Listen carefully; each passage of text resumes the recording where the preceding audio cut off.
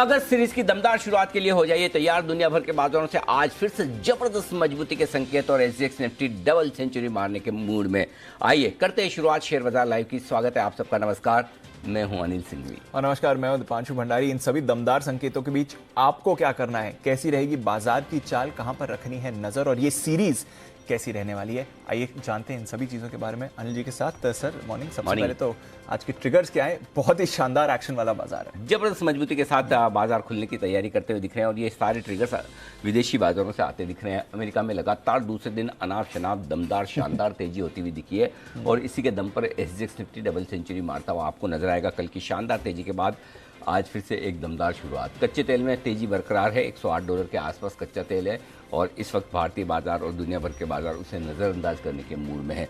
नतीजों के लिए आज से भरपूर एक्शन है। कल बाजार बंद होने के बाद ढेर सारे रिजल्ट्स आए, उनका विश्लेषण करेंगे और आज है लंबी लिस्ट, बिजी डे फ्राइडे। ये है आज रिजल्ट के लिए आज से एक्शन ही एक्शन। एक्चुअली आज 4 ट्रिगर में समेटना भी मुश्किल काम है क्योंकि अगस्त सीरीज की भी शुरुआत है और जुलाई सीरीज का भी अंत हमने कल ही शानदार तरीके से किया है। 8 होते तो भी कम पड़ जाते इतने आज संकेत आ रहे हैं। एंड ऑफ कोर्स आज एक खास दिन भी है, 10:30 बजे आपको रखनी है नजर। उस पर भी सर आपसे मैं बात करूंगा, वहां पर भी जानना है कि आज के लिए आपने क्या प्लान किया है हमारे लिए। बट एक बार ये जो स्क्रीन पर जबरदस्त एक्शन दिख रहा है, अब तो सवाद ऊपर हो गया है एसजीएक्स निफ्टी सर, इसके बारे में समझाएं। वैसे तो टेक्स्ट बुक डेफिनेशन देखें तो मंदी आ गई अमेरिका में, हम काफी टाइम से बात कर रहे हैं, ऐसा नहीं कि नई बात कर रहे हैं, सरप्राइज था। बट बाजार ने क्या करा है, क्योंकि खबर के पहले हमने देखा स्पेशली जो पिछले 3 महीनों का एक्शन था वो काफी कमजोर रहा। इस महीने अच्छा रिबाउंड आया और कल का एक्शन इन पर्टिकुलर समझाएं सर, ये हुआ क्या है अमेरिकी बाजारों में फेड की पॉलिसी के बाद अब ये जो डेटा कल आया है? दीप देखिए, पहली बार ऐसा हुआ है अमेरिका में, पहली बार कि ऑफिशियली मंदी हो चुकी है जी डेटा के लिहाज से और प्रैक्टिकली अमेरिकी सरकार से लेके फेड से लेके वहां के निवेशक से लेके दुनिया भर में कोई भी मंदी मानने को तैयार कोई नहीं मानने को तैयार। बिल्कुल सर। तो ये एक बड़ा विरोधाभास है। तकनीकी तौर पर कहा यह जाता है कि अगर लगातार 2 तिमाहियों तक अमेरिका की जीडीपी ग्रोथ नेगेटिव हो जाए तो इसका मतलब वहां पर मंदी है। जीडीपी ग्रोथ नेगेटिव तभी होती है, आप ग्रो नहीं कर रहे हैं, आपकी इकोनॉमी आगे नहीं पीछे जा रही है और लगातार 2 तिमाहियों तक पीछे जाने का मतलब ये कि भाई आपका सब कुछ ठीक नहीं चल रहा। पिछली बार ये 2020 में हुआ था, पहली तिमाही 2020 की थी और उसके बाद दूसरी तिमाही, क्योंकि तब तो कोविड की वजह से सब पूरी दुनिया में सब जगह थी, तो उसको एक्सेप्शन तौर पर हमने अलग रख दिया कि ये तो एक्सेप्शन है, इसको तो मत गिनिए। चलिए जी, नहीं गिनते। उसके पहले जब भी ऐसा हुआ है तब अमेरिका में मंदी का मार्केट हुआ है। अब इस मंदी के मार्केट में 2 चीजें होती है। एक टिपिकल मंदी के मार्केट के संकेत होते हैं, सिग्नल होते हैं, जिनसे आपको लगता है कि वाकई में न सिर्फ मंदी बाजारों में है, इकोनॉमी में, मंदी दिमाग में भी है। मंदी सिर्फ एक जगह नहीं होती। ऐसा नहीं कि आप आराम से मतलब नाचते घूमते फिरते रहें, सैलरी बढ़वाते रहें और बाकी जगह आपको लगे कि इकोनॉमी में मंदी है। ऐसा तो हो नहीं सकता। तो मंदी के कुछ टिपिकल संकेत होते हैं, जिसमें सबसे बड़े संकेत ये कि मूड माहौल बिजनेस को लेकर बहुत खराब, आम लोगों के लिए नौकरियां नहीं है, महंगाई ज़्यादा है, मतलब आलतू फालतू के खर्चे तो छोड़ दीजिए, आपके डेली वाले खर्चे आपको पालना बड़ा मुश्किल काम है। ये जनरली लोगों को दिखता है कि 15-15, 20-20-25 साल के एक्सपीरियंस लोग घर पर बैठे हैं, नौकरियां नहीं मिल रही और जिनके पास नौकरी है वो ये सोचते हैं कि चली ना जाए। कई समझदार लोग होते हैं जो एक आदमी 4 लोगों का काम अपने हाथ में लेके रखता था कि मेरी नौकरी सेफ है। ये आमतौर पर इस तरह का माहौल, और बिजनेसमैन जो है वो कोई नया एक्सपांशन करने के मूड में नहीं है। माल अगर उधार बेचें तो उधार नहीं बेचना, कैश में बेचना, कम बिके ज़्यादा बिके, सैलरी हाइक देने के मूड में नहीं है, नए एम्प्लॉयमेंट करने के मूड में नहीं। ये वाला माहौल होता है जहाँ ग्राउंड लेवल पर आपको मंदी दिखती है। इकोनॉमी के लेवल पर मंदी कब दिखती है? जब डिफ़ॉल्ट्स हो रहे हों, रीपेमेंट नहीं आ रहे हैं, कंपनियां डिफ़ॉल्ट कर रही है, सिस्टम में लिक्विडिटी की कमी है, पैसा किसी के पास है नहीं और अगर है तो किसी और को देना नहीं है। ये सारे टिपिकल संकेत होते हैं मंदी के, जो आज के खुशनुमा माहौल में हम फालतू में बात कर रहे हैं, क्योंकि ऐसा कोई भी माहौल है ही नहीं। तो अमेरिका में भी इस तरह का कहीं कोई माहौल नहीं है जिससे आपको ये लगे कि वाकई में वहाँ की कंपनियाँ फर्स्ट क्लास कमाई कर रही है। कौन सा वो ग्रेट रेजिग्नेशन ड्राइव चलाया, सोचिए नौकरियां बढ़िया हैं, एम्प्लॉयमेंट डेटा बढ़िया है, फर्स्ट क्लास। तो बेसिकली अमेरिकी बाजार जो मंदी में गए वो टेक्निकल मंदी में गए हैं, न कि प्रैक्टिकल मंदी में। सो प्रैक्टिकली कहीं कोई दूर दूर तक मंदी के संकेत नहीं है। अब कुछ लोगों को डर ये है कि भाई अमेरिका का फेड तेजी से ब्याज दरें बढ़ा रहा है, इन्फ्लेशन को काबू में लाना है, उस वजह से मंदी होगी। देखिए, मंदी में और आर्थिक धीमेपन में एक बड़ा फर्क है। इकोनॉमिक स्लो डाउन होना अलग बात है और रेसेशन होना बहुत अलग बात है।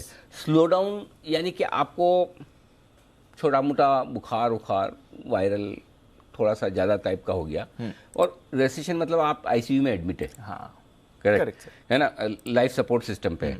तो आप अभी उससे बहुत दूर है, और जिस लेवल पर हम आ गए हैं दीप, और जिस तरह से फेड के एक्शन हो रहे हैं, अमेरिका में इन्फ्लेशन को काबू में लाने के एक्शन हो रहे हैं, हो सकता है पेशेंट आपका बीमार हो, थोड़े लंबे समय तक बीमार है, थोड़े टाइम आपको धीमापन देखने को मिल सकता है, लेकिन रेसेशन वाली चीज़ों से काफ़ी दूर नजर आ रहे हैं। कम से कम अभी तक तो एक भी संकेत, मैं कह रहा हूँ एक भी संकेत आपके पास नहीं। एकमात्र संकेत जो है वो ये टेक्निकल रेसेशन है। सो आई थिंक यही वजह है कि इस नंबर को देखने के बाद, अच्छा इस नंबर के बाद ज़्यादातर लोगों को उम्मीद ये है कि अब अगली तिमाही का जो नंबर आएगा वो तो पॉजिटिव ही आएगा, राइट। तो फिर टेक्निकली एक आपको रेसेशन देखना था, वो देख लिया, अब आगे बढ़ना। अच्छा, एक और इंटरेस्टिंग चीज़ और है दीप, कि आमतौर पर जब भी अमेरिका में रेसेशन आता है इन डेटा के दम पर, उसके 3-4 महीने पहले मार्केट बॉटम आउट कर जाते हैं। अच्छा, तो मतलब मार्केट पहले ही, मंदी आने के पहले ही अपना बॉटम बना लेते हैं। सिर्फ मार्केट को तो आगे चलना है, मंदी आने के पहले गिर जाना है, और तेजी होने के, इकोनॉमी की रिकवरी के पहले तेजी कर लेनी है। सो अगर उस फॉर्मूले से भी देखें तो इस बात की पूरी संभावना है कि 4 महीने 3 महीने पहले अमेरिकी मार्केट ने जो बॉटम बनाया है, चाहे वो नैस्डैक 35% गिरा हो, चाहे 18-20% आपका डाउ गिरा हो, तो लगभग आप बॉटम बना चुके हैं एक तरह से। सो अगर पुराने फॉर्मूले के हिसाब से आप मंदी लगाना चाहें तो भी आप बॉटम बना चुके हैं, और नया फॉर्मूला जिसमें आपकी टेक्निकल मंदी है, प्रैक्टिकल मंदी नहीं है, तो फिर आपको ज़्यादा चिंता करने की बात ही नहीं। और शायद यही कंफर्ट लेकर अमेरिकी बाजार कल तेजी से फिर से भागे कि चलिए, एक तरफ फेड की तरफ से हमें सपोर्ट मिल गया, दूसरा ये टेक्निकल आंकड़ा भी आ गया। आंकड़ा आने के बाद अब ज़्यादा डर वाली बात है नहीं, अगले क्वार्टर से आपको पॉजिटिव ही आएगा। और पुराना ट्रैक रिकॉर्ड ये कहता है, अगर आप किसी को मंदी मानते हैं तो मंदी आने के पहले ही अमेरिकी बाजार बॉटम कर जाते हैं। और आपको एक और चीज़ बताऊँ, मंदी में आमतौर पर रेटिंग डाउनग्रेड होते हैं, 2-4 देश उड़ते हैं, है ना। अभी तक वो कुछ हुआ नहीं है। पिछली बार भी अमेरिका में जब रेटिंग डाउनग्रेड हुआ था, रेटिंग डाउन होने के बाद तो अगले 1-2 साल अमेरिका वाले ऐसे परफॉर्म करते कि पूछिए मत, मतलब बदले की भावना है कि हमारी रेटिंग कैसे घटा दी। सो आई थिंक कोई खास चिंता वाली बात है नहीं ग्लोबली। अब क्या है, इस वक्त सब अच्छा दिख रहा है। क्यों अच्छा दिख रहा है? कि मार्केट ऊपर है। यही मार्केट खराब रिएक्ट करे फेड की मीटिंग के बाद या इन नंबर्स के बाद तो सब कुछ खराब लगने लगता है।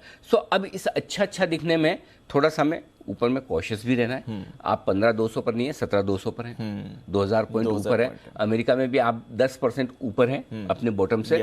तो ठीक है, मूड माहौल ठीक है, लेकिन सारी चिंताएं, सारी खराबियां जो हो सकती है वो खत्म नहीं हुई है, दिमाग से कम हुई है। देखो, अल्टीमेटली आदमी 2 तरीके से लड़ता है, एक तो पैसे से, दूसरा दिमाग से, अपने विल पावर से। सो अमेरिका के मार्केट में, इकोनॉमी में वो विल पावर आ गया लड़ने का। एब्सोल्यूट, ठीक है। लेकिन अल्टीमेटली जो इन्फ्लेशन को नीचे लाने की प्रोसेस में जो नुकसान होगा वो तो आगे चल के होना ही है। उसको तो आप रोक नहीं सकते हैं। अगर आपको इन्फ्लेशन को मारना है तो उसके जो साइड इफेक्ट्स होंगे वो आगे होंगे। सो व्यू तेजी का रखना है, बाय ऑन डिप्स की स्ट्रेटेजी रखनी है, पॉजिटिव रहना है, लेकिन अनाप शनाप नहीं।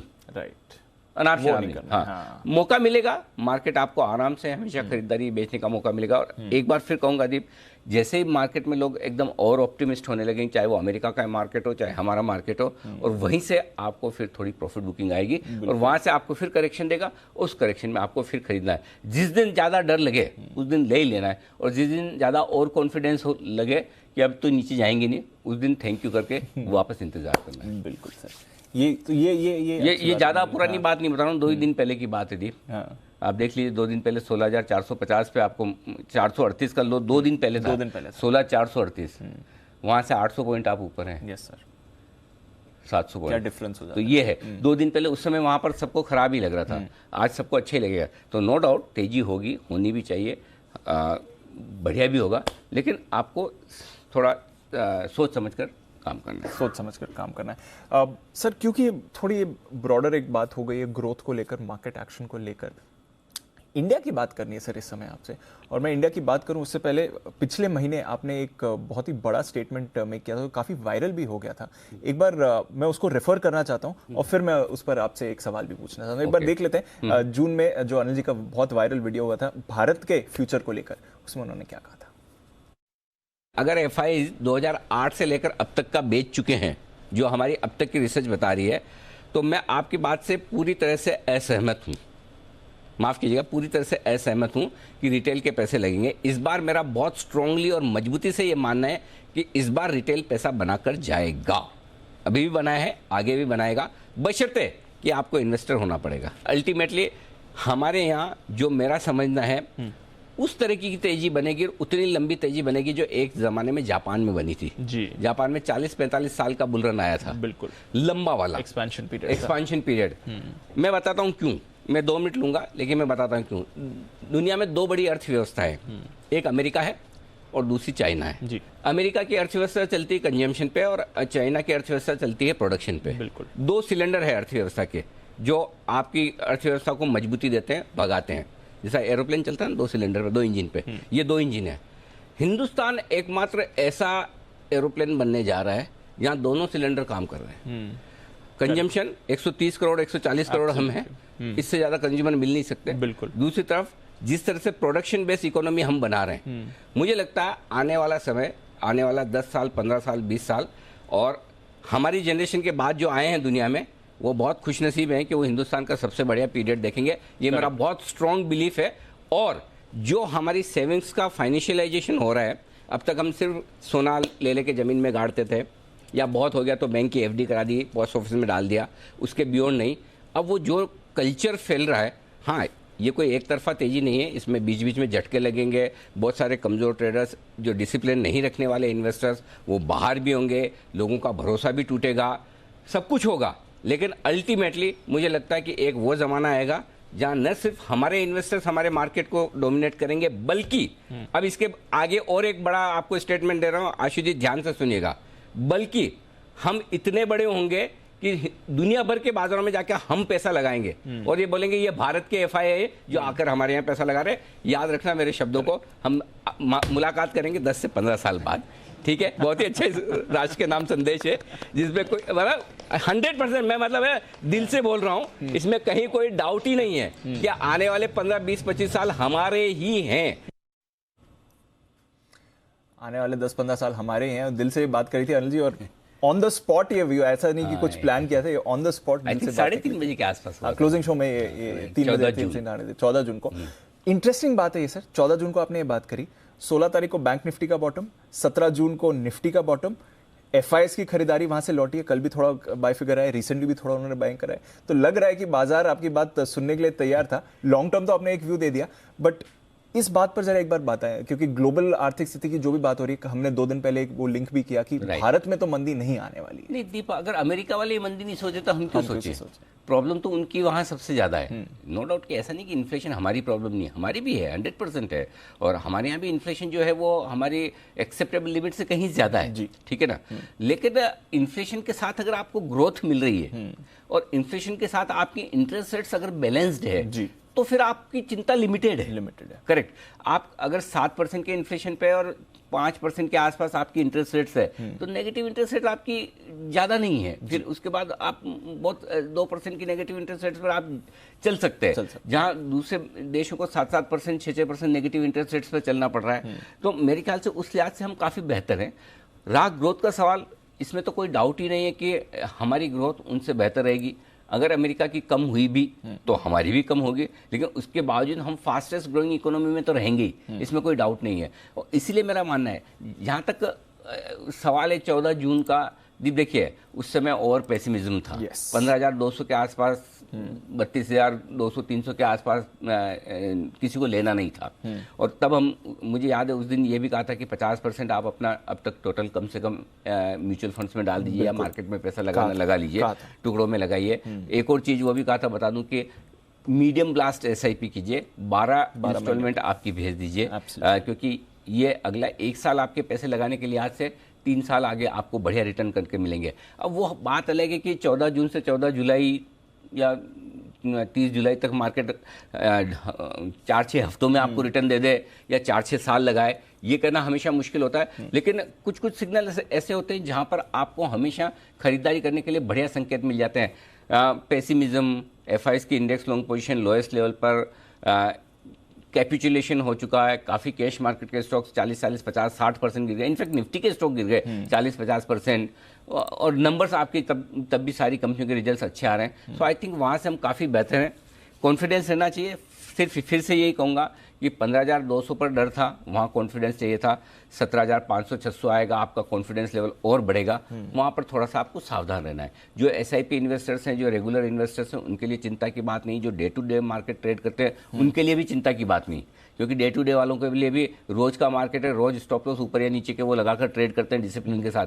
पोजिशनल जो दिक्कत कहाँ आती है, जो पोजिशनली मार्केट को देख रहे हैं उनके लिए ज्यादा समस्या है, क्योंकि पोजिशनली आजकल मार्केट एक डेढ़ महीने में जिस तरह से अपना स्टांस बदलता है, उन ट्रेडर्स के लिए जो पोजिशनल ट्रेडर्स है, जो 4-6 हफ्ते का व्यू लेकर मार्केट में उतरते हैं, 15,200 पे उनसे लिया नहीं जाएगा, 17,600 पे बेचा नहीं जाएगा, करेक्ट। तो उन्हीं के लिए दिक्कत है। बाकी लॉन्ग टर्म तो आप कोई इशू है ही नहीं, जिसका 3 साल 5 साल का व्यू है। शॉर्ट टर्म वाले का भी कोई व्यू नहीं। फॉर एग्जांपल, अगर आज 16,900 के नीचे बंद होता है तो शॉर्ट टर्म इन्वेस्टर्स को अपना स्टॉप लॉस लगा के निकल ही जाना है, तो भी आप डिसिप्लिन पे हैं। सो आई थिंक पोजिशनल व्यू लेने वाले इन्वेस्टर्स को अब जब वो खरीदारी करें तो सेलेक्टिवली खरीदारी करनी है, बस सेलेक्टिवली खरीदारी। बिल्कुल। तो चलिए, ये आपको ध्यान में रखना है। बाजार ऊपर नीचे रहेगा, बट अगर आप अपनी इन्वेस्टमेंट्स को अच्छी तरह से मेंटेन करेंगे तो आप फायदे में ही रहने वाले हैं। आज का एक सेटअप समझना सर, उससे पहले, क्योंकि पिछली सीरीज बहुत शानदार रही है मार्केट के लिए। आज हम 17,000 के ऊपर, बल्कि 17,100 के ऊपर खुलने के लिए तैयार हैं। नए जोन में बाजार जाते हुए दिख रहा है। तो एक मार्केट एक्शन पर फिलहाल, और जो ये नई सीरीज शुरू हो रही है उस पर आपकी क्या राय है? पिछले 2 सीरीज अगस्त की बड़े मूव के लिए रही है। 2020 में 8.5% बढ़े, वो तो खैर समझ में आ रहा था कि कोविड के बाद हम बहुत नीचे के लेवल से थे। 2021 में अच्छा रहा, 5.5%। और आमतौर पर अगस्त की सीरीज बड़े मूव के लिए जानी जाती है, और बड़े मूव में भी पॉजिटिव साइड के मूव ज़्यादा रहते हैं। लेकिन चूंकि हम जुलाई के महीने में 1150 पॉइंट की तेजी ऑलरेडी जुलाई की सीरीज में देख चुके हैं निफ्टी की, जुलाई के इसमें लगभग 3,000 पॉइंट आपका 4,000 पॉइंट आपका बैंक निफ्टी बढ़ चुका है। तो अच्छी तेजी के साथ आप जा रहे हैं। अच्छी बात क्या है? अच्छी बात दीप है कि रोल ओवर्स जो है निफ्टी में, ओपन इंटरेस्ट जो है वो 89 लाख शेयरों के साथ है, मतलब 90 लाख शेयर समझ लीजिए, जो कि कंपेरेटिवली हम हल्के ओपन इंटरेस्ट पर जा रहे हैं। पिछली सीरीज में 1 करोड़ 13 लाख शेयर थे, तो इस बार हम मार्केट हल्के हैं, रोल ओवर्स थोड़े से कम हुए हैं। इसका मतलब ये है कि जैसे जैसे तेजी हो रही है, जो पुराने अटके हुए लोग हैं वो निकल रहे हैं, तो इस लिहाज से थोड़े से हल्के मार्केट के साथ आप जा रहे हैं। लेकिन एक ही दिक्कत है इस सीरीज में, पिछली सीरीज की तरह एफआईएस की इंडेक्स लॉन्ग पोजीशन 15% पर नहीं है, 57% पर है। एक दूसरी समस्या और है, आप ये सोचेंगे 200 पॉइंट ये ऊपर दिख रहा है, मैं आपको नेगेटिव गिनवा रहा हूँ, लेकिन जो डेटा है वो बताना जरूरी है। पहला डेटा नेगेटिव जो है, आप 57% पे पिछली सीरीज से लगभग 4 गुना ज्यादा इंडेक्स लॉन्ग पोजीशन पर जा रहे हैं। दूसरी चीज जो है दीप, वो पुट कॉल रेशियो 1.43 के पुट कॉल रेशियो पर आप सीरीज की शुरुआत करें, जो किसी भी लिहाज से नीचे नहीं है, ओवरबॉट के आसपास। हाँ, बैंक निफ्टी का पुट कॉल रेशियो 1.09 कंफर्टेबल है, वहां आप ओवरबॉट नहीं है, लेकिन निफ्टी के पुट कॉल रेशियो पर आप थोड़ा ओवरबॉट है। ये 2 चीज नेगेटिव है। अच्छी बात यह है कि आप हल्के open interest in terms of value 90 lakh share ही हैं, जो कि आपके लिए ठीक है। बाकी तो ठीक है, कोई खास दिक्कत वाली बात नहीं सीरीज को लेकर। तो ऐसे में इस सीरीज को लेकर कोई मतलब ऐसे बहुत बड़ी चिंता की या बहुत बड़ी ऐसे परेशानी की बात अभी तक नहीं दिख रही है। सिर्फ एक ही है कि आप थोड़े से हायर पुट कॉल रेशियो में जा रहे हैं, लेकिन उसमें वो सीरीज के लिहाज से इसलिए इंपॉर्टेंट नहीं होता दीप की पुट कॉल रेशियो आजकल 30-40 बेसिस पॉइंट 2-3 ट्रेडिंग सेशन में सेटल हो जाता है। एक दिन मंदी हुई, 30 बेसिस पॉइंट आपका पुट कॉल रेशियो घट जाएगा। सो हल्का सा एक बार ये नीचे हो गया, हल्का हो गया, उसके बाद आप वापस से सेट है। तो थोड़ा हल्का भी हो सकता है, ऊपरी स्तरों पर ध्यान रखना है। लेवल्स, अनिल जी अब आपसे जान लेता हूँ, कुछ स्पेशल प्रोग्रामिंग है उस पर भी आपसे बात करनी है, पर एक बार आज की स्ट्रैटेजी पहले जानते हैं सर। ग्लोबल संकेत पॉजिटिव साइड पर है, एफआईएस के संकेत पॉजिटिव हैं, घरेलू फंड्स के संकेत पॉजिटिव, और ऐसा कम देखने को मिलता है कि दोनों के संकेत पॉजिटिव साइड पर हो। वायदा कारोबार के संकेत में न्यूट्रल से हल्के से नेगेटिव है। न्यूट्रल इसलिए लिखा है कि बैंक निफ्टी के पॉजिटिव हैं और निफ्टी के थोड़े हम ओवरबॉट हैं, सेंटिमेंट पॉजिटिव है, ट्रेड न्यूट्रल है आपके लिए। ये है अभी तक का। दूसरे दिन सर एफआईडीआई पॉजिटिव आपने साथ में दिया, लगातार दूसरे ये बहुत रेयर कम होता है, बहुत रेयर कॉम्बिनेशन है। तो दोनों तरफ से खरीदारी आपको आ रही है। 16,850 16,925 निफ्टी पर सपोर्ट लेवल है, और इसके ठीक नीचे 16,750 16,800, जहां से आपने एक ब्रेकआउट दिया है। और इस बार के ब्रेकआउट में दीप एक बहुत अच्छी बात जो हुई वो बताऊं मैं आपको। कल का लो 16,750 है और पुराना हाई 16,752 था, तो आपने गैप भी नहीं छोड़ा है। यस।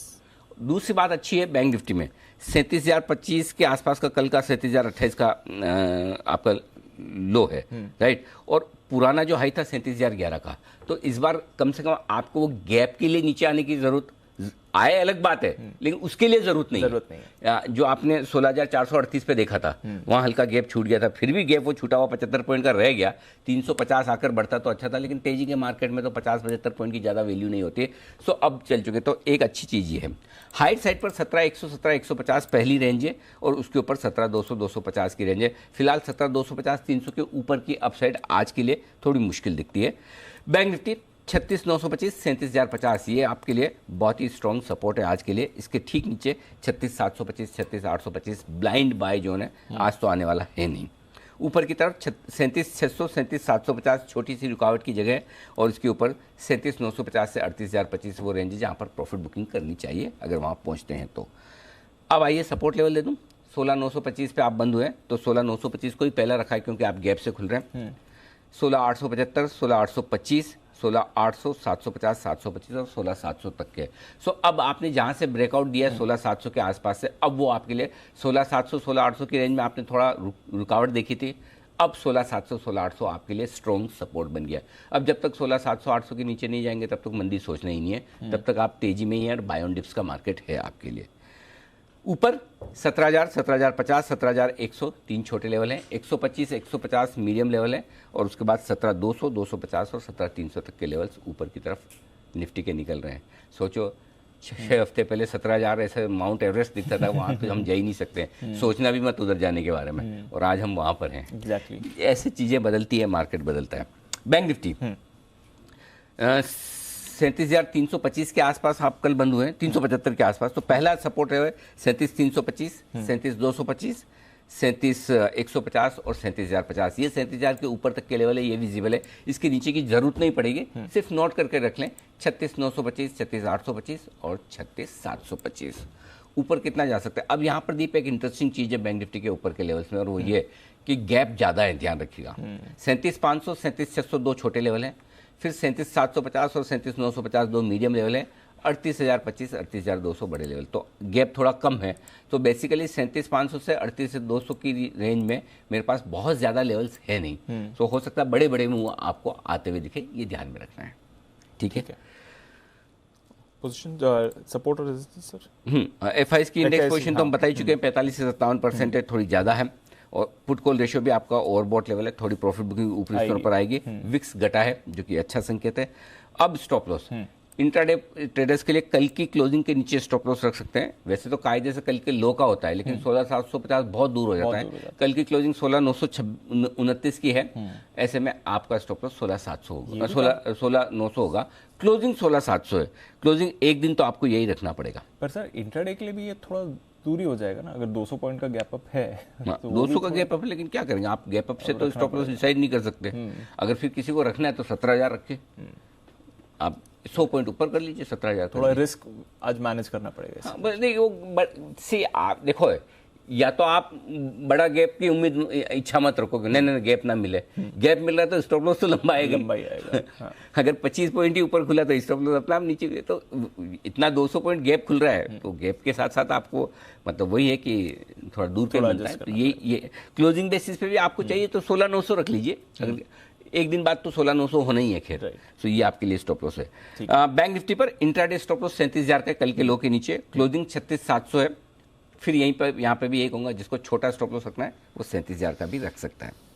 शॉर्ट साइड पर 17,050, इसके पार निकलकर खुलेंगे, इंट्राडे में काट लेना चाहिए, और क्लोजिंग भी अगर 17,050 के ऊपर हो तो थैंक यू कर लेना चाहिए, फिर शॉर्ट रहने का समझदारी नहीं है। बैंक निफ्टी 37,500 एक ही, इंट्राडे क्लोजिंग 37,500, जो आपका खुलते कट जाएगा, कुछ नहीं, इंट्राडे तो कट ही जाएगा, क्लोजिंग आप देख लीजिए। ठीक है। नई पोजीशन सर। खरीदा निफ्टी 16,900, कल की क्लोजिंग के थोड़ा सा नीचे स्टॉप लॉस लगाएं, टारगेट ऊपर के वही है जो सारे दिए, 17,000 17,050, ये दो तो हटाई दो शुरुआत वाले, 17,000 17,050 तो इसके ऊपर ही खुल रहे हैं। तो 17,100 125 150 200 और 250 तक के टारगेट के लिए खरीदारी करनी है। अब आइए बेचने का काम। बेचना कहाँ है, ये थोड़ा ट्रिकी है फिर, इसलिए आराम से ऊपर के लेवल पर ही बेचे। 2 दिन से मैं यही कह रहा हूँ कि बेचने के लिए जल्दबाजी मत करिए, और आप देखिए जो हाईएस्ट लेवल आप सोचते हैं वहाँ तक मार्केट पहुँच रहा है, बेचने के लिए आपको मौका दे रहा है। कल भी दीप देखिए 37,325 37,500 पे शॉर्ट करने की राय थी, जबकि आप बंद हुए थे 37,775 पे, 36,775, कितना दूर, 600 पॉइंट ऊपर कौन बेचने का बोलता है। करेक्ट। लेकिन आपको वो लेवल मिला, रेंज मिला, 37,400 का हाई है कल, करेक्ट। इसलिए आज भी बेचने की रेंज बहुत ऊपर की मैं दे रहा हूँ। निफ्टी में पहले 17,200 से 17,300 है, 17,200 पे बेचना नहीं है, वहाँ पर मूड बनाना है, देखना है कि अगर बाकी फैक्टर्स आपको साथ दे रहे हैं तो 17,200 पे बेचिए। 17,250, 17,300 टुकड़ों में बेच सकते हैं। स्टॉप लॉस 17,350 का होगा। टारगेट जो बनेंगे 17,150, 125 और 17,103 छोटे target, 17,050, 17,000 medium target, 16,950, 16,925 final target. बस इतना काफ़ी है। Done, understood sir. Bank Nifty खरीदना है, 37,000 स्टॉप लॉस है। अब 400 पॉइंट का, इससे छोटा स्टॉप लॉस है नहीं। इससे कम तो क्या आएगा अब, कल के लोस पे स्टॉप लॉस है। बेस भी तो बढ़ेगी, बेस बढ़ गया। 37,500, 37,600 दो छोटे टारगेट हैं, 37,750 और 37,950 दो मीडियम टारगेट हैं, 38,025, 38,200 आगे के फाइनल टारगेट। बैंक निफ्टी बेचने की राय यहाँ पर भी वही है, ट्रिकी है, एग्रेसिव ट्रेडर्स के लिए ही है बैंक निफ्टी बेचने की राय, और उनको बेचना है 37,950 से 38,050 की रेंज में। 38,050 करिए इस रेंज को, 37,950, 38,050, 38,025 जो भी कर लीजिए, इस रेंज में बेचना है। स्टॉप लॉस 38,200 का होगा, स्ट्रिक्ट स्टॉप लॉस होना चाहिए, स्टॉप लॉस लगा कर ही बेचिए। टारगेट जो बनेंगे 37,750, 37,600 दो छोटे टारगेट है, 37,500 और 37,425 के मीडियम टारगेट है, 37,375, 325, 37,225 और 37,050 तक के टारगेट के लिए बिकवाली करनी है ऊपर में, लेकिन बिना स्टॉप लॉस के बिकवाली का ट्रेड मत लीजिए। हो सकता है आपको थोड़ा मार्केट ओवरबॉट, ओवर स्ट्रेच लग रहा हो, लग भी सकता है, एक तरफा इतनी तेजी हो रही है, करेक्शन आएगा, आ भी सकता है, वो सब चीज़ है। अपने रिस्क को मेंटेन करते हुए चलें, और प्रीएम्प्ट करके शॉर्ट करने के बजाय बाय ऑन डिप्स की स्ट्रेटजी पर फोकस करें, वो ज़्यादा ठीक है। अभी वो खरीदना है, डिप पर खरीदना है, पहले लेवल पे खरीदना है, बजाय इसके कि गैप पे खरीदने हैं। कल भी आपको मौका मिला है, जहाँ खुला वहाँ से 16,750 आया था, एक मौका तो दिया ही आपको, तो मार्केट मौका आपको दे रहा है, उस मौके में आप खरीदने के बारे में सोचें। नीचे आए तब आपको बेचने का नहीं सोचना। प्रॉब्लम क्या है, नीचे आते डर लगता है बेचने के बारे में, अरे टॉप बना दिया बेच दें, तो उसके बजाय अगर आप सोचने वाली फीलिंग ले आइए कि ऊपर में लेने के बजाय मैं नीचे आने पर खरीदूंगा। ग्रीन देख के खरीदने के बजाय रेड देख के खरीदने का मन ज़्यादा होना चाहिए, लेकिन होता उल्टा है। होता उल्टा है, बिल्कुल सर। चलिए, वायदा काबरोवा के इंपॉर्टेंट कोई खास डेटा है नहीं, बता ही चुके हैं। 17,000 इंपॉर्टेंट लेवल हो जाएगा एक बार गैप से खुलने के बाद। 17,000 के कॉल्स पर 30 लाख शेयर है, वो आपके लिए बाद में सपोर्ट का काम करेंगे। बस डन सर। चलिए, अच्छा, क्योंकि बाजार के साथ ही जुड़े हुए हैं सर, एक बार जो कल इम्पोर्टेंट नंबर्स आए हैं उस पर आपकी राय लेना चाहूँगा। डॉक्टर रेड्डीज तो काफ़ी खराब, बहुत ही खराब है, मतलब खराब, मतलब डॉक्टर रेड्डी के नंबर इतने खराब है कि डॉक्टर रेड्डी नहीं गिरेगा, बल्कि लुपिन और सन फार्मा को भी गिराएगा। एग्जैक्टली। मतलब खराबी में भी अलग अलग तरह की खराबी होती है।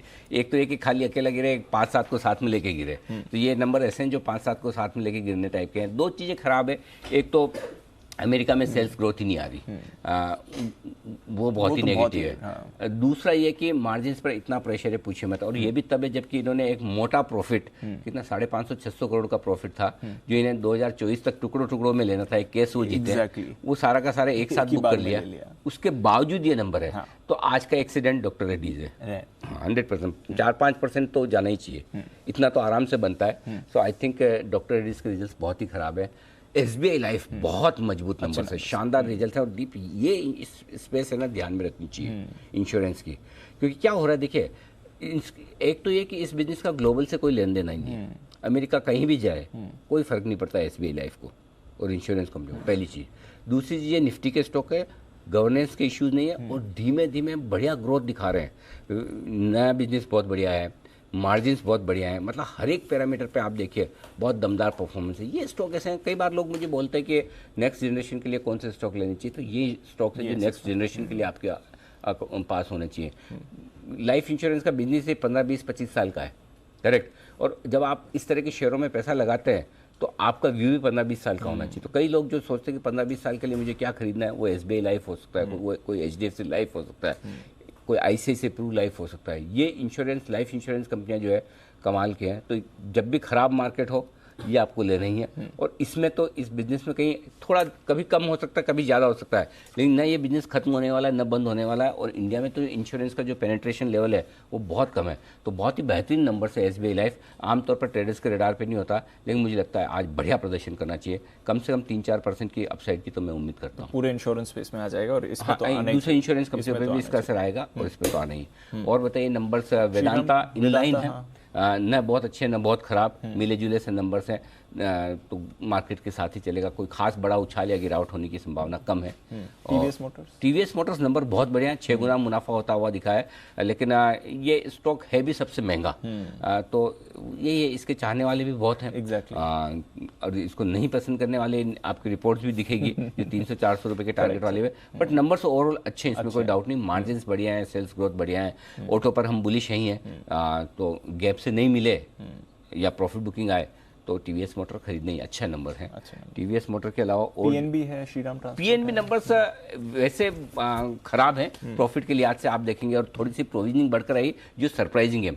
मैंने प्रोविजनिंग का अंदाजा नहीं लगाया था, मेरा ये सोचना था कि एसेट क्वालिटी काफ़ी बेहतर होकर आएगी, और एसेट क्वालिटी दोनों ही सुधर के आई है। ग्रॉस और नेट लेवल पर एनपीए में दोनों ही सुधर के आए, और प्रोविजनिंग बढ़ने की वजह से मुनाफे का आंकड़ा थोड़ा घट कर आया है। 700 करोड़ की उम्मीद थी, 300 करोड़ के आसपास का आया है। लेकिन मेरा ये समझना है, अगर आपने ट्रेडिंग के पर्पज से कर लिया है तो अपना कॉस्ट का स्टॉप लॉस रख लीजिए, लेकिन अगर आपने इन्वेस्टमेंट के लिहाज से लिया, डिलीवरी लेके रखा है, कोई चिंता करने की बात नहीं। एक चीज़ बहुत स्ट्रांगली मैं कहना चाहता हूँ कि सरकारी बैंकों पर हम बहुत पॉजिटिव हैं। अच्छा, पहले हमने लगातार बैंकिंग शेयरों में खरीदारी करने की राय दी थी, बैंक निफ्टी लगातार हमने कहा आउट परफॉर्म करेगा, पायलट सीट पे है।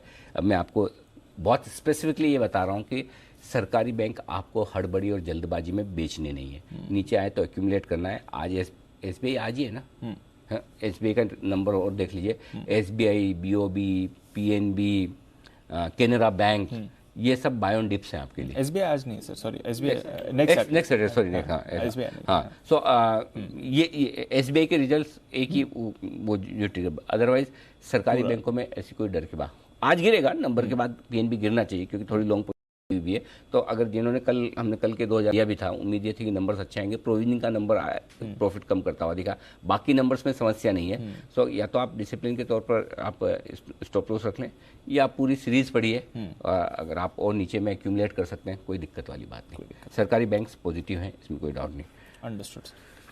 चलिए श्रीराम पर कुछ? श्रीराम ट्रांसपोर्ट बढ़िया नंबर से, ओवरऑल ठीक है, स्टॉक की परफॉर्मेंस भी अच्छी रही, तो वहाँ पर कोई खास दिक्कत वाली बात नहीं। ठीक है, डन सर। तो ये हैं आपके लिए सारे नतीजे, और अनिल जी की राय उन नतीजों को भी डिटेल लेते हैं। आज का सेटअप तो अनिल जी ने समझा दिया है, एक्सपर्ट्स भी जुड़ने के लिए तैयार हैं, बट आज खास दिन है सर जी। और ऑपरेशन डीमार्ट डाका फर्स्ट पार्ट तो ज़बरदस्त सक्सेस रहा और बढ़िया रिस्पांस भी हमें मिला, 7 करोड़ से ज़्यादा इंप्रेशन से। पर आज जो आप पार्ट 2 लेकर आ रहे हैं, फॉलोअप 10:30 बजे, इसके बारे में थोड़ा बताएं। आज का पार्ट 2 आई ओपनर है।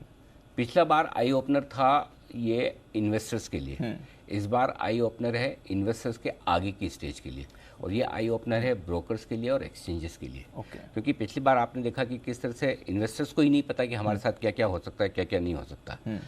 हालांकि ब्रोकर्स को भी पता चला, एक्सचेंजेस को भी पता चला कि इस तरह की चीज़ें हो रही है, लेकिन इस बार ये एपिसोड करने के पीछे पर्पस हमारा ये है कि आपको ये समझ में आए कि जो कुछ भी ये हैकिंग हो रही है, साइबर फ्रॉड हो रहे हैं, इसमें आपको कहाँ से और कितनी मदद मिल सकती है, और मिल सकती है या नहीं मिल सकती। और आपको ये जान के बड़ा शौक लगेगा कि इस पूरी जंग में, जहाँ पर एक और बहुत ही हाईटेक शातिर हैकर्स हैं जो आपका अकाउंट साफ कर रहे हैं, और दूसरी तरफ आप एक निरीह इंसान है, निर्बल इंसान है, निर्बल इन्वेस्टर्स है, आम इन्वेस्टर है जिसकी कोई ताकत नहीं है। और सबसे बड़ी बात यह है दिक्कत की कि आपकी मदद करने वाला कोई भी नहीं है, कोई भी नहीं है, कोई भी नहीं है। और दीप, मैं आज ये कहूँगा कि यह आज का एपिसोड देख के हो सकता है कई लोग ये सोचे कि हम स्टॉक मार्केट में ट्रेडिंग अकाउंट रखें या न रखें, हम डीमेट अकाउंट रखें या न रखें, मार्केट से सब शेयर बेच के निकल जाना चाहिए क्या, इतना। और हो सकता है कुछ लोग ये सोचे कि अगर मार्केट में रहना ही नहीं है तो आपका शो भी क्यों देखना है, आपका चैनल भी क्यों देखना है। हम वो सब जानते हुए भी उस रिस्क पर भी हमको आपको ये शो करके दिखाने जा रहे हैं। क्यों? कि कुछ लोगों की आंखें खुलना बहुत ज़रूरी है, और जब तक वो नहीं होगा, जब तक हम जागेंगे नहीं, तब तक एक्शन कैसे लेंगे। तो आज का एपिसोड कई मायनों में इस सिस्टम में जुड़े हुए सभी लोगों को जगाने के लिए है, और उस जगाने के लिए हम आपको ऐसे प्रूफ देंगे जी। कुछ आपको रिकॉर्डिंग्स ऐसी मिलेंगी, कुछ आपको स्ट्रिंग्स मिलेंगे, कुछ आपको लाइव एग्जांपल्स मिलेंगे, जिससे आपको समझ में आएगा कि सिस्टम में कोई भी इस तरह की हैकिंग को निपटने के लिए तैयार नहीं है। ऐसे में अंत में सिर्फ वो आदमी अकेला रह जाता है जिसके पैसे लगे हैं, जिसके पैसे डूबे, और उसको अकेले अपनी जंग लड़नी है। तो हमारा आज का पर्पज़ ये है इस पूरे एपिसोड को दिखाकर कि किस तरह से एक सिस्टम ऐसा मजबूत तैयार किया जाए जिसमें जिस किसी के साथ गलत हो रहा है उसको लड़ने के लिए ताकत मिले, और जो कोई गलत कर रहा है वो ये सोचे कि क्या कर लेगा, मेरा क्या बिगड़ जाएगा, और कोर्ट से कब तक आप पैसे निकलवा के देख लोगे, देख लेते हैं। तो ये चीज़ों को ख़त्म करना है, इसके लिए आज का एपिसोड है और हर एक को देखना चाहिए। पिछले बार एपिसोड को आपने जो प्यार दिया, 7 करोड़ से ज़्यादा ट्विटर इंप्रेशन, 40 लाख से ज़्यादा डीप, हम जिंदगी में सोच नहीं सकते थे कि कोई प्रोग्राम इतना सुपर हिट हो सकता है। कल टीआरपी के नंबर्स भी आए थे, वीकली नंबर्स। मैं आपको दर्शकों को बताना चाहता हूँ, हम हर हफ्ते टीआरपी के नंबर्स फ्लैश नहीं करते हैं, क्योंकि आपको भी लगता है कि क्या हर हफ्ते अनिल जी बताते हो कि नंबर 1 है, नंबर 1, सबको पता है ना, उसमें क्या बताना है। होता है कई बार सेल्स मार्केटिंग के लिहाज से, एडवर्टाइजिंग के लिहाज से हमारा भी रेवेन्यू वहाँ से आता है, इसलिए हमें नंबर्स बताने की जरूरत होती है। लेकिन मैं आपको बताना चाहता हूँ कि पिछली बार जो हमारे नंबर्स आए, कल जो हमारे नंबर्स हैं वीकली नंबर, अब तक की हाईएस्ट टीआरपी क्या है, अब तक की हमारे जी बिजनेस की हाईएस्ट टीआरपी। और उसकी वजह यह है कि पिछले हफ्ते जो ऑपरेशन डीमेट डाका आपने पसंद किया, जो दम लगा कर देखा, उसकी वजह से नंबर्स बहुत तेजी से बढ़कर आए। तो ये आपका प्यार है और यही हमें ताकत देता है लड़ने की। मुझे पता है इस तरह के शोज करके, इस तरह के ऑपरेशंस करके बहुत लोगों को हम नाराज करते हैं, लेकिन हमारा पर्पज़ किसी को नाराज करने का, किसी को नीचा दिखाने का कुछ भी नहीं है, किसी की गलती निकालने का भी नहीं है। हमारा पर्पज़ सिंपल है कि हम सब साथ मिलकर एक मजबूत सिस्टम कैसे बना सकते हैं जहां पर हमारे इन्वेस्टर्स सेफ रहे, और आज का पूरा शो भी उसी तरफ हमारा एक प्रयास है। बिल्कुल, तो जागरूक करने के लिए एक और बड़ा कदम 10:30 बजे आज सुबह मिस मत कीजिएगा। ऑपरेशन डीमैट डाका आज पार्ट 2 अनिल जी आपके लिए लेकर आ रहे हैं। चलिए सर, इसका तो इंतजार रहेगा और 2 घंटे में इस शो आपके लिए आने की तैयारी है, पर तब तक अब सारे एक्सपर्ट्स को ज्वाइन करें उससे पहले आज के जो नतीजे हैं, खबरें हैं, ब्रोकरेज रिपोर्ट्स हैं, ये जान लेते हैं। अरमान, वरुण, कुशल और आशीष हमारे साथ हैं तैयार। कुशल, मॉर्निंग, बताएं ट्रिगर्स और कुछ नतीजे। मॉर्निंग दीप, ट्रिगर्स के लिहाज से निफ्टी की 3 कंपनियां, जिसमें 4 कंपनियां माफ कीजिएगा, सिप्ला, एचडीएफसी लिमिटेड, सन फार्मा और एनटीपीसी शामिल है। साथ ही एफएनओ स्पेस से Ashok Leyland, Cholamandalam investments, Exide industries, rain industries, Torrent pharma, IOC, DLF, GRM infra और साथ ही पीरामल एंटरप्राइजेस के नंबर्स पर भी आपको नजर रखनी है। प्रधानमंत्री मोदी आज गिफ्ट सिटी विजिट करेंगे। यहाँ पर एसजीएक्स निफ्टी फ्यूचर्स ट्रेडिंग का इनॉग्रेशन होता हुआ दिखेगा और साथ ही जो इंटरनेशनल बुलियन एक्सचेंज है उसकी भी लॉन्चिंग होगी। साथ ही एनबीसीसी आज एफएनओ स्पेस से बाहर हो चुका है इस सीरीज से। साथ साथ राम रतन वायर्स, इस पर नजर रखिए क्योंकि यहां पर एनएससी पर इस काउंटर की लिस्टिंग होने वाली है, बीएससी पर ऑलरेडी लिस्टेड है। नवभारत वेंचर्स, इसका भी नाम बदला गया है और आज से ये नवल लिमिटेड इसका नाम बदलकर रख दिया गया है। येस बैंक, यहां पर बोर्ड बैठक है, कंपनी फंड जुटाने पर विचार करती हुई नजर आएगी, फिर वो चाहे राइट्स इशू, प्रेफरेंशियल अलॉटमेंट या फिर क्यूआईपी के जरिए भी कर सकते हैं। एचडीएफसी लाइफ भी फोकस में रहेगा, यहां पर भी इक्विटी शेयर जारी करके जो इनकी बोर्ड बैठक है, इक्विटी शेयर जारी करने पर विचार किया जाएगा। साथ ही जैन इरिगेशन, यहां पर भी फोकस रखिए। 1.2 करोड़ शेयर वारंट कन्वर्जन के बाद यहां पर ये जितने शेयर कन्वर्ट हुए हैं लिस्ट होते हुए दिखेंगे। पोस्ट मार्केट नंबर्स में एसबीआई लाइफ नंबर्स अच्छे दिख रहे हैं। इनफैक्ट वीएनबी मार्जिन्स वो काफी बेहतरीन आते हुए दिख रहे हैं, 30.4% पर आए हैं। पिछले साल ये आंकड़ा 23.7% का था। इनफैक्ट नेट प्रीमियम अर्न भी देखें तो 33% की ग्रोथ वहां पर रही है और साथ ही कंपनी का एयूएम भी सालाना आधार पर 13% तक बढ़ता हुआ नजर आया और मुनाफा 18% की ग्रोथ के साथ 263 करोड़ पर आता हुआ दिख रहा है।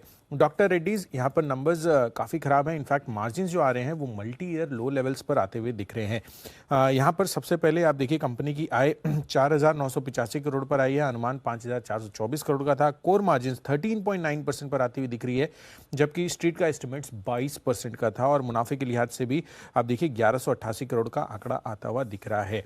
तो ओवरऑल ये नंबर्स डॉक्टर रेड्डीज की तरफ से खराब है। बिल्कुल, तो डॉक्टर रेड्डीज के तो खराब नतीजे हैं, और कैसे नतीजे हैं अरमान, मॉर्निंग बताएं।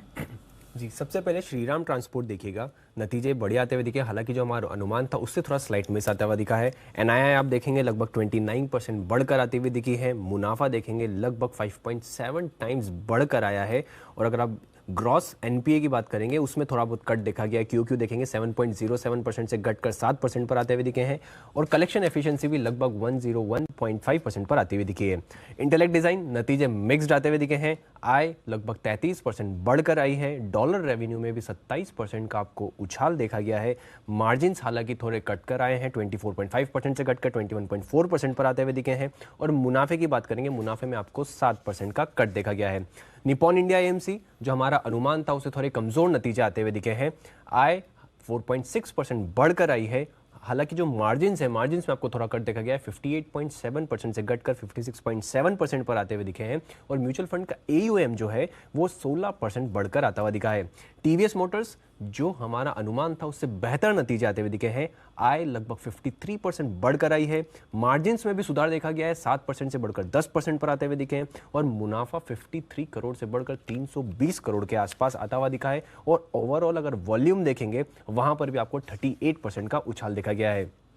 वेदांता इन लाइन नतीजे आते हुए दिखे हैं, आय 36% बढ़कर आई है, मार्जिन्स जैसा कि हमारा अनुमान था 35% से कट कर 26% के आसपास आते हुए दिखे हैं और मुनाफा देखेंगे, मुनाफा लगभग फ्लैट रहा है, 5% ही बढ़कर आया है। हालांकि जो सेगमेंटल परफॉर्मेंस में देखेंगे तो वहां पर आपको एल्यूमिनियम और जिंक और सिल्वर उनके जो अगर आप दिखेंगे तो वहां पर आपको 45 से 40% का उछाल देखा गया है।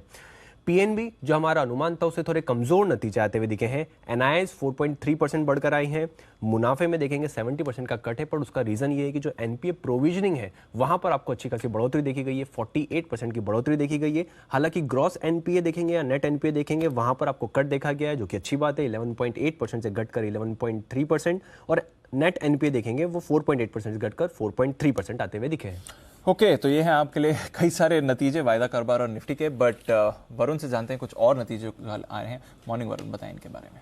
मॉर्निंग जी, तो कैश के काफ़ी सारे नतीजे हैं, एक एक करके बताता हूं। सबसे पहले अजंता फार्मा मिले जुले नतीजे हैं, रेवेन्यू 27% बढ़े हैं लेकिन मार्जिन में 6% की गिरावट, मुनाफा जो है 29% गिरा है।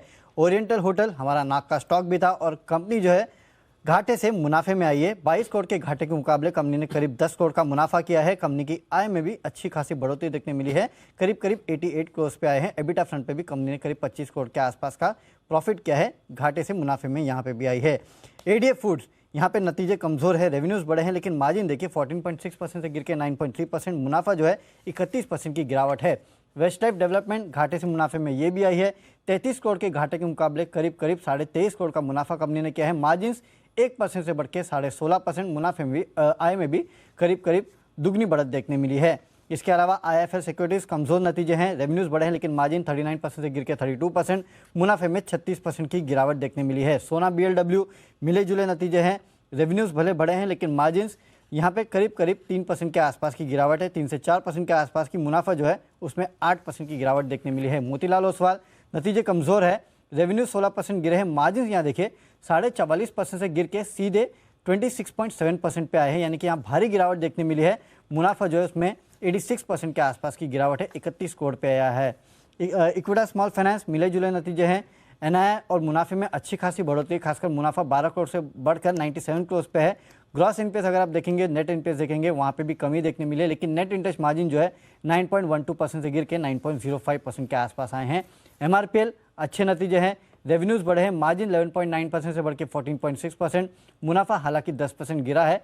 GRM जो है $24.45 पे आए हैं। और आखिरी में वेल्सपन एंटरप्राइजेस अच्छे नतीजे हैं, रेवेन्यूज बढ़े हैं, मार्जिन 9% से बढ़ के 12%, मुनाफा 25 करोड़ से बढ़ के 48 करोड़ पे आया है। हालांकि इस कंपनी के MD और CEO जो है उन्होंने पर्सनल रीजन से इस्तीफा दे दिया है। ओके, तो ये हैं आपके लिए कई सारी खबरें, बट साथ ही कुछ कई सारे नतीजे, बट साथ ही कुछ खबरें भी हैं। कुशल बताएं इन खबरों के बारे में। देखिए, सबसे पहले टेलीकॉम स्टॉक्स फोकस में है। अगेन 5G स्पेक्ट्रम अपडेट में दे देता हूं। 5G स्पेक्ट्रम नीलामी का तीसरा दिन था और यहां पर 16 राउंड्स की नीलामी खत्म हो चुकी है और यहां पर 17वां राउंड शुरू होने वाला है और कुल मिलाकर लगभग 1.5 लाख करोड़ की बोलियां अब तक मिल चुकी है। रेलिगेयर एंटरप्राइजेस पर भी नजर रखिए क्योंकि सेबी ने यहां पर रेलिगेयर एंटरप्राइजेस मामले में फाइनल ऑर्डर पास कर दिया है और इसके तहत मलविंदर और शविंदर सिंह को मार्केट से 3 साल के लिए बाहर कर दिया गया है और दोनों पर 10-10 करोड़ का जुर्माना लगाया गया है। स्पाइस जेट यहाँ पर टेक्निकल ग्लिचेस का दौर खत्म नहीं हो रहा है। मुंबई से कांडला जाने वाली फ्लाइट रद्द कर दी गई थी, कॉशन अलर्ट के कारण यहाँ पर फ्लाइट रद्द की गई है। सभी यात्री यहाँ पर सेफ है और सुरक्षित डिबोर्ड किए गए थे। साथ ही मैक्रोटेक डेवलपर्स, जैक कॉर्प और रिलायंस इंडस्ट्रीज, कुछ खबरें ऐसी आ रही है कि यहाँ पर जो urban infrastructure venture capital fund है उन्होंने महाराष्ट्र रेरा से लोडा ग्रुप के मुंबई के महालक्ष्मी जेवी प्रोजेक्ट के रजिस्ट्रेशन रद्द करने को कहा है। और ये इसलिए कहा है क्योंकि करीब 900 करोड़ के बकाये को रिकवर करने के लिए ये एक्शन लेने को उनकी तरफ से रिक्वेस्ट आ रही है। और इसमें जैक और जो अर्बन इंफ्रास्ट्रक्चर वेंचर कैपिटल है, जैक कॉर्प और रिलायंस इंडस्ट्रीज निवेशक हैं। और अंत में एक ब्लॉक डील डेल्टा कॉर्प पर, जहां पर बैंक ऑफ अमेरिका सिक्योरिटीज ने लगभग 16 लाख शेयरों की बिकवाली की है 192 रुपये 56 पैसे पर। ओके, तो ये है आपके लिए कई सारी आज की खबरें और सारे नतीजे। अब ब्रोकरेजेस का क्या कहना है ये भी एक बार जान लेते हैं एफआईआर में।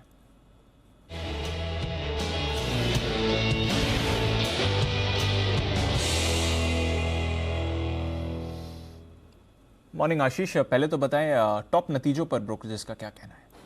Good morning Deepanshu. देखिए, डॉक्टर रेड्डीज यहाँ पर ढेर सारी ब्रोकरेज हाउस की तरफ से रिपोर्ट आई है, लेकिन सबसे ज़्यादा जो है बेरिश नज़र आ रहे हैं। अगर आप देखें तो क्रेडिट स्विस इन्होंने न्यूट्रल की रेटिंग को बरकरार रखा है, टारगेट पर जो है कट किया, 4465 से घटाकर 4050 रुपये कर दिया है। और ये कह रहे हैं कि यूएस में जिस प्रकार से इनका एक्सपोजर है, इससे इनको थोड़ी सी चिंता होती है।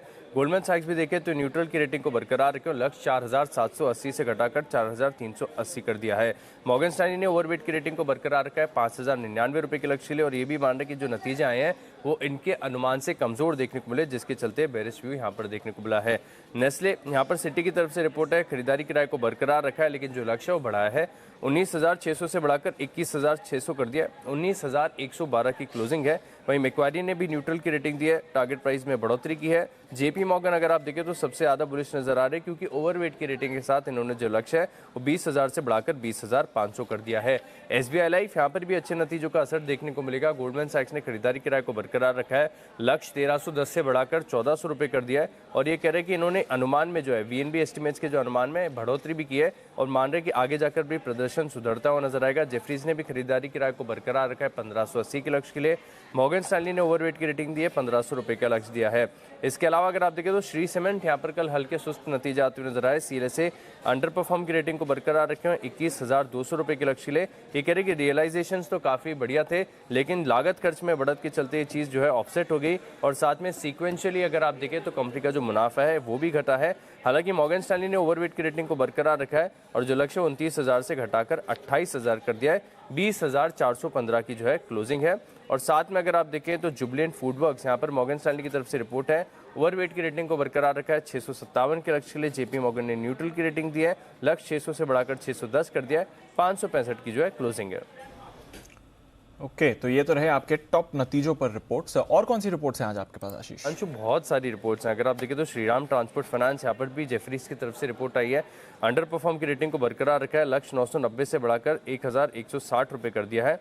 वहीं जेपी मॉर्गन ने डाउनग्रेड किया है, लक्ष्य दिया 1400 रुपये का, 1461 की क्लोजिंग है। और साथ में देखिए तो मैक्वारी ने भी न्यूट्रल की रेटिंग को बरकरार रखा है, टारगेट प्राइस में कोई भी चेंज नहीं किया है। SBI का आज यहाँ पर अच्छी रिपोर्ट्स हैं। आप देखिए गोल्डमैन सैक्स की तरफ से बिकवाली की रेटिंग को तो बरकरार रखा गया, लेकिन जो लक्ष्य है 676 से बढ़ाकर 690 कर दिया है। हालांकि 929 की क्लोजिंग है। वहीं क्रेडिट स्विस आउट परफॉर्म की रेटिंग को बरकरार रखे हैं 1150 रुपये के लक्ष्य के लिए। ये कहने की क्वार्टरली रिकवरी अगर आप देखें तो काफ़ी बढ़िया ऑन ट्रैक है। और साथ में इन्होंने EPS के अनुमान में भी करीब 2 से 3% की बढ़ोतरी की है। मॉर्गन स्टैनली ने ओवरवेट की रेटिंग को बरकरार रखा है 1100 रुपये के लक्ष्य के लिए। TVS मोटर्स एक और दमदार नतीजे हैं। यहाँ पर अगर आप देखें तो UBS खरीदारी किराए को बरकरार रखे हैं 1100 रुपये के लक्ष्य के लिए, 871 की क्लोजिंग है। और ये मान रहे कि अर्निंग्स अगर आप देखें तो काफ़ी बढ़िया और इनके अनुमान से बेहतर यहाँ पर देखने को मिली है। सिटी ने बिकवाली की रेटिंग को हालांकि बरकरार रखा है, लेकिन जो लक्ष्य है वो एडजस्ट किया है, 590 से बढ़ाकर 640 कर दिया है। 980 का लक्ष्य दे रहे हैं मैक्वारी। और साथ में अगर आप देखें तो टारगेट प्राइस गोल्डमैन सैक्स ने भी इंक्रीज किया है। बजाज फिनसर्व नोमेरा की तरफ से अगर आप देखें तो डाउनग्रेड आया, पहले जो है न्यूट्रल की रेटिंग देते थे, अब 14,250 रुपये का लक्ष्य दे रहे हैं। हालांकि 14,640 की क्लोजिंग है। और अंत में वेदांता, यहाँ पर भी आपको नतीजों का असर देखने को मिलेगा। जेपी मॉर्गन ने ओवरवेट की रेटिंग को बरकरार रखा है और लक्ष्य में 90 रुपये की कटौती की है, 490 से घटाकर 400 रुपये कर दिया। 246 की जो है क्लोजिंग है। हालांकि अभी भी करंट मार्केट प्राइस अगर आप देखें तो काफ़ी ऊंचा लक्ष्य है इनका। और मान रहे कि जिंक में देखें तो इनके नतीजे काफ़ी बढ़िया थे, लेकिन जो ऑयल एंड गैस सेगमेंट है यहाँ पर इनके थोड़े से मार्जिन ड्रॉप हुए। सिटी ने बिकवाली की राय को बरकरार रखा है, सबसे ज़्यादा बेरिश नजर आ रहे हैं, 190 रुपये का लक्ष्य दिया है। बिल्कुल, तो ये है आपके लिए सारी की सारी रिपोर्ट्स जिन पर दिखेगा आज भरपूर एक्शन। एक तरफ 400 का टारगेट, एक तरफ 200 का टारगेट। वाह, बहुत ही बढ़िया। जबरदस्त। बढ़ते आगे और अब वक्त है पिक ऑफ द सीरीज का। नई सीरीज की शुरुआत अगस्त सीरीज की, और आइए सब एक्सपर्ट्स हैं हमारे साथ बताने के लिए इस सीरीज का उनका पसंदीदा शेयर।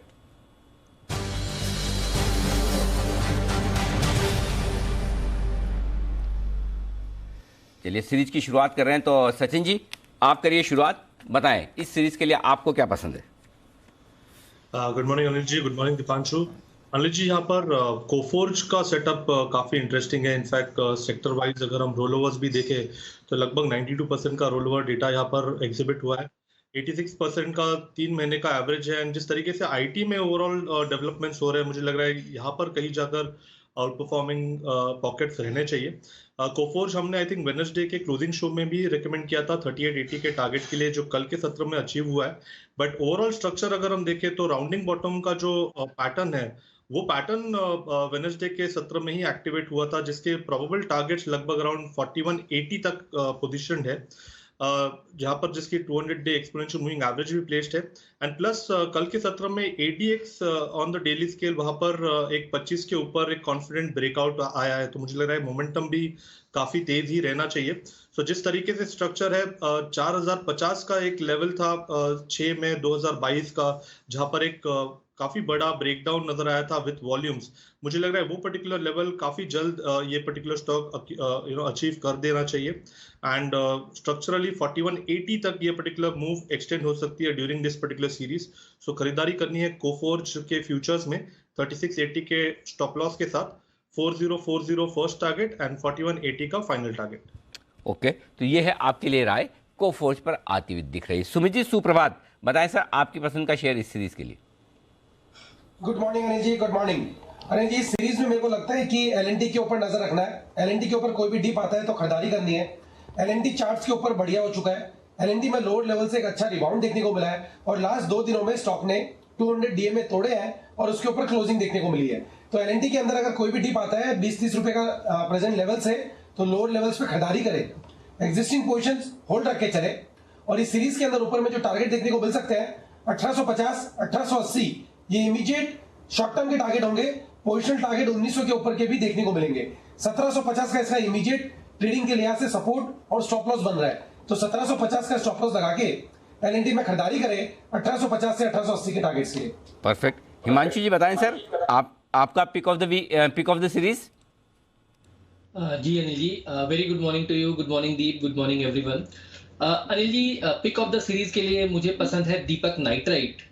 देखिए अनिल जी, काफी अच्छा डिसेंट करेक्शन स्टॉक में आता हुआ नजर आया। लगभग 3000 रुपए से स्टॉक 1700 के तक के लेवल्स को टेस्ट करता हुआ नजर आया। टेक्निकल सेटअप में यहाँ पर डेली चार्ट्स में एक रिवर्सल विजिबल है, और मुझे लगता है कि यहाँ से एक अच्छा मीन रिवर्जन देखने को मिल सकता है स्टॉक में। अगर आप पीसीआर देखें तो वो भी काफी ओवरसोल्ड है, लगभग 100% के रोल ओवर्स यहाँ पर आते हुए नजर आए हैं। तो मुझे लगता है कि दीपक नाइट्राइट इस सीरीज में एक अच्छी रिकवरी दिखा सकता है। 1900 रुपए के आसपास का क्लोज है अनिल जी। यहाँ पर 2100 और 2150 के 2 टारगेट्स के लिए दीपक नाइट्राइट मेरी तरफ से इस सीरीज के लिए खरीदारी की राय रहेगी। 1830 रुपए के नीचे का क्लोजिंग बेसिस पर स्टॉप लॉस लगाकर चलने की सलाह है। ओके, तो ये है आपके लिए दीपक नाइट्राइट में खरीदारी करने की राय हिमांशु जी की तरफ से। वागले साहब, pick of the series. Good morning. Anil ji, good morning. Deepanshu, good morning. मेरा पिक ऑफ द सीरीज है एसबीआई लाइफ, जो हमने कल भी जिक्र किया था। कल डे ट्रेडिंग वाली मूव भी आई थी, और कल रिजल्ट आए, वो कैसे आए मुझे पता नहीं है, क्योंकि ये मार्केट के बाद आए शायद। लेकिन इसका पैटर्न जो बना है वो बहुत ही अच्छा है, inverse head and shoulder pattern बना है। तो मुझे लगता है ये सीरीज में ये 7 से 8 से 10% की मूव देना चाहिए, ये पैटर्न सजेस्ट करता है। 1191 का बंद है, 1167 का एक 2.5% का रिस्क वाला स्टॉप लॉस दूंगा, और 1296 मतलब लगभग 100 रुपए की मूव मिलनी चाहिए। 7 से 8% की ट्रेडिंग मूव ये सीरीज में मिल सकती है। नतीजे बहुत ही शानदार है। अभी थोड़ी देर पहले हम नतीजों का विश्लेषण कर भी रहे थे, और आज ही 4-5% की तेजी बन जाए तो बड़ी बात नहीं होगी। लेकिन हाँ, यही है कि ये ट्रेडिंग के लिहाज से नहीं, इन्वेस्टमेंट के लिहाज से स्टॉक होता है। तो देखते हैं रिजल्ट्स के बाद किस तरह का रिएक्शन आता है। बट रिजल्ट तो बेहद शानदार है वागले साहब, चिंता की कोई बात ही नहीं है। आइए कुणाल जी सुप्रभात, बताएं sir pick of the series.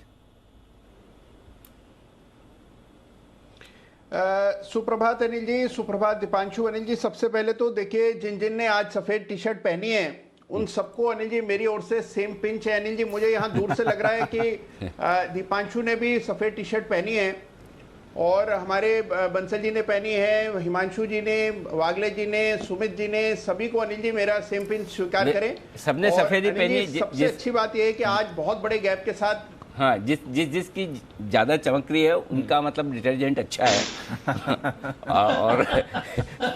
और साथ में ये भी समझे कि उनकी धुलाई बहुत अच्छी हुई है। जिनके कम चमक रही है उनकी धुलाई थोड़ी कम हुई है। बाकी आप स्वयं समझदार हैं। तो लेकिन आज colour of the day is white.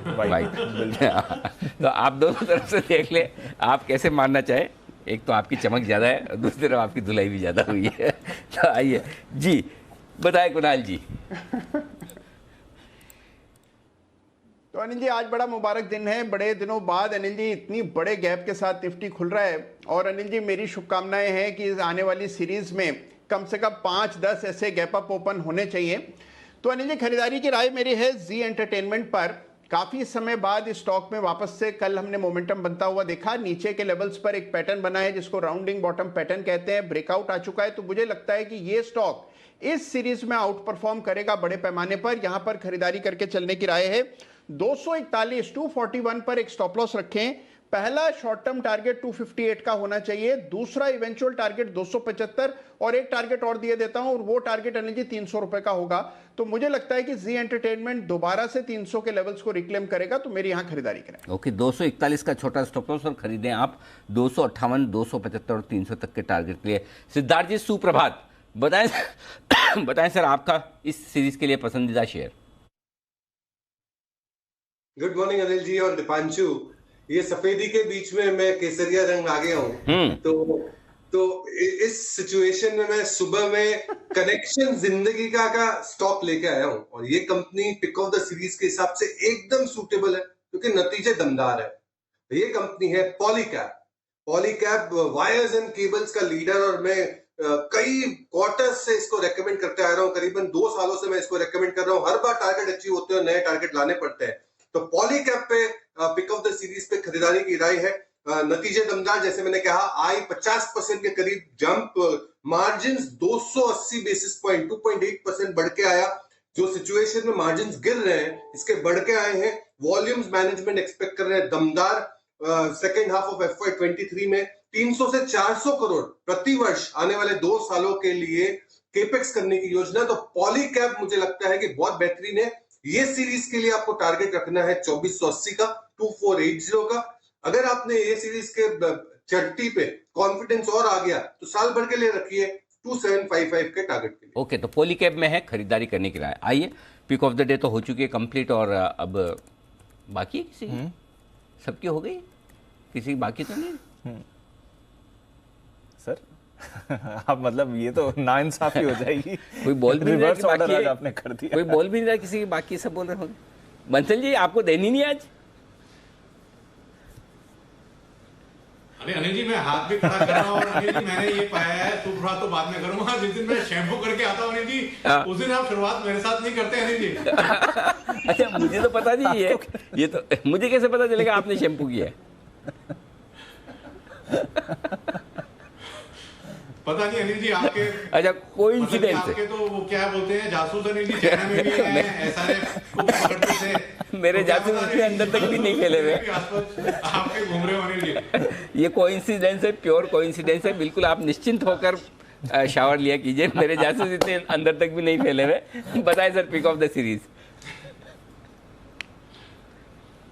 Anil ji, मेरा pick of the series technically तो बढ़िया है अनिल जी, लेकिन ये स्टॉक जो है Anil ji day to day में अनिल जी यूज होता है। देखिए, आप घर पे भी पानी पीते हैं और स्टूडियो में भी पानी पीते हैं, तो अनिल जी जो ग्लास आप यूज कर रहे हैं ना, मोस्ट लाइकली उस ग्लास में ना सोडा ऐश डला हुआ है टाटा केमिकल का। और मेरी खरीदारी की राय है टाटा केमिकल में कल के सत्र में एक बड़े डिग्री का पॉजिटिव क्रॉसओवर, बड़ी डिग्री का ट्रेंड रिजम्पशन देखने को मिला है।